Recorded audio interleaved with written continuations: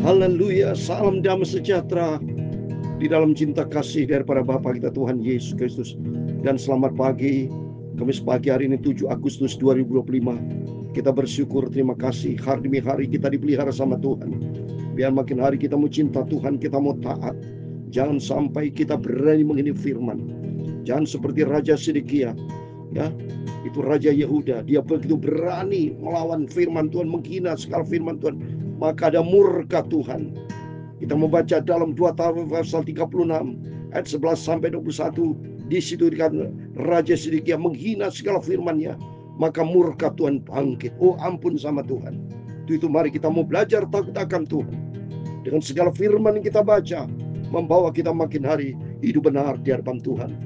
Hidup berkenan menyenangkan hati Tuhan Yesus. Saya Pastor Yakub Rahmat kami nyanyikan pujian ini.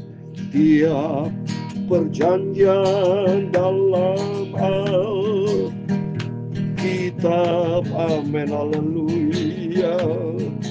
Tiap pasal ayat baris, oh aku punya, amin, haleluya. Ku selalu berharap cintanya Tuhan Yesus, amin, haleluya. Dia perjanjian di dalam Alkitab itulah firman Tuhan, amin, haleluya.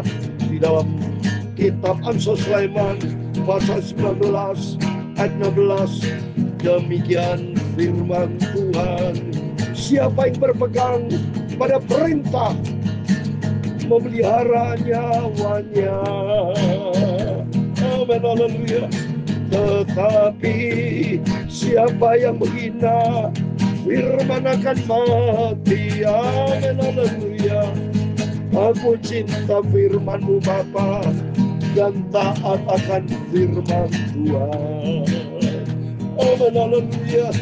Ya Tuhan, punya mula kebesaran dan kejayaan, kehormatan, kemasyuran dan keagungan, amin, haleluya.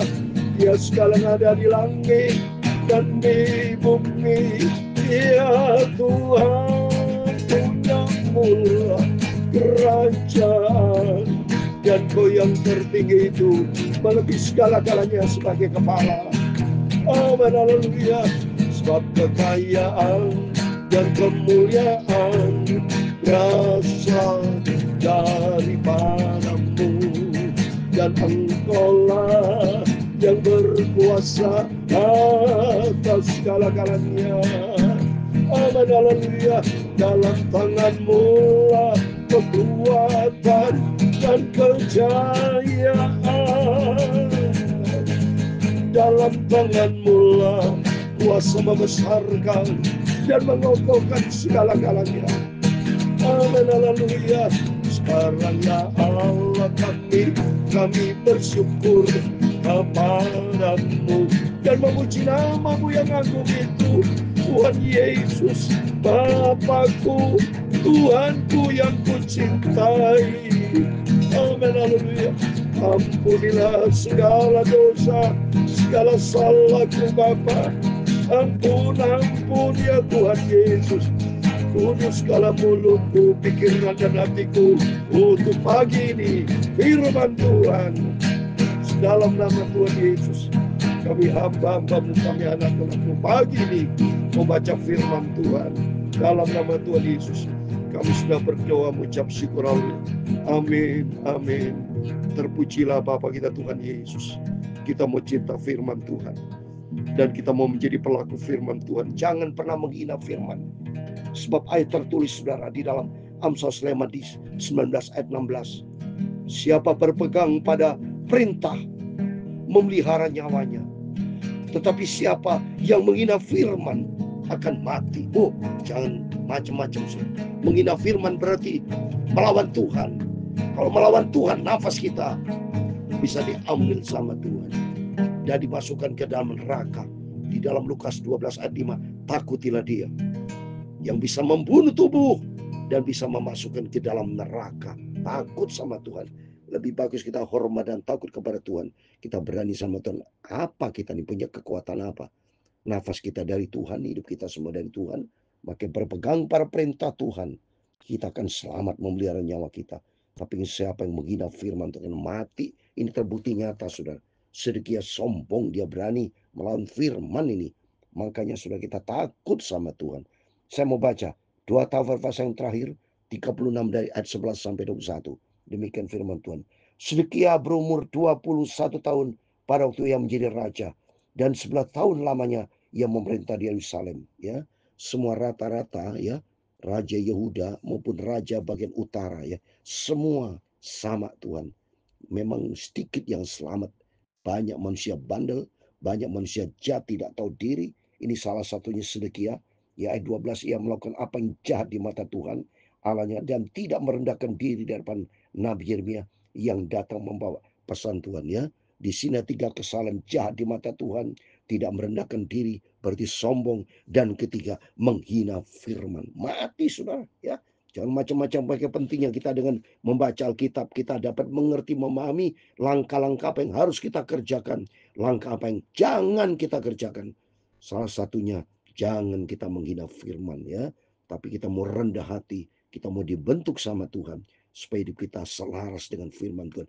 Jangan berlawanan dengan firman Tuhan, tapi harus kita linier seirama dengan firman Tuhan ya. Ayat 13, lagi pula ia memberontak terhadap Raja Nebukadnezar yang telah menyuruhnya bersumpah demi Allah. Ia menegarkan tengkuknya dan mengeraskan hatinya dan tidak berbalik kepada Tuhan Allah Israel. Coba Tuhan pakai Raja Nebukadnezar ya, sebetulnya Raja Nebukadnezar itu musuh Raja Israel Yehuda. Tapi Tuhan bisa izinkan karena apa? Dalam rangka supaya Raja Yuda bertobat, hidup di dalam kebenaran firman Tuhan. Tapi justru Raja setia, dia berani melawan, ya, dia tidak rendah hati, keras kepala, ya, dia mentegar tengkuk. Juga 14 juga semua pemimpin di antara para imam dan rakyat berkali-kali berubah setia dengan mengikuti segala kekejian bangsa-bangsa lain. Rumah yang dikuduskan Tuhan Yerusalem dinajiskan mereka. Coba disombong, berani lawan Tuhan. Rumah Tuhan dinajiskan, saudara. Coba ini, waduh, kelewatan, saudara, ini kebangetan, saudara. Pasti Tuhan marah nih. Nah, namun Tuhan Allah yang mereka berulang-ulang mengirim pesan melalui utusan-utusannya, karena ia sayang kepada umatnya dan tempat kediaman. Ini contoh. Tuhan itu begitu baik. Nangis saya baca ini. Tuhan begitu sayang kepada umatnya. Tuhan ingin supaya mereka ditegur, diajar. Di dalam Wahyu pasal 3:19, orang kukasih aku tegur dan ajar supaya mereka bertobat. Tapi mereka keras kepala. Namun Tuhan Allah yang mereka berulang-ulang ayat 15-16. Tetapi mereka mengolok-olok utusan-utusan Allah itu, menghina segala firman-Nya dan mengejek nabi-nabinya. Oleh sebab itu murka Tuhan bangkit terhadap umatnya, sehingga tidak mungkin lagi dipulihkan. Tidak bisa pemulihan, saudara. Udah selesai, stop, saudara. Keras kepala ini terkutuk kepada orang yang berani sama Tuhan, terkutuk kepada orang yang tidak cinta Tuhan. Wah, dahsyat, saudara. Ya, Tuhan menggerakkan raja orang Kasdim melawan mereka. Raja itu membunuh teruna mereka dengan pedang dan rumah kudus mereka, dan tidak menyayangkan teruna atau gadis, orang tua atau orang ubanan. Semua diserahkan Tuhan ke dalam tangan. Semuanya selesai, saudara.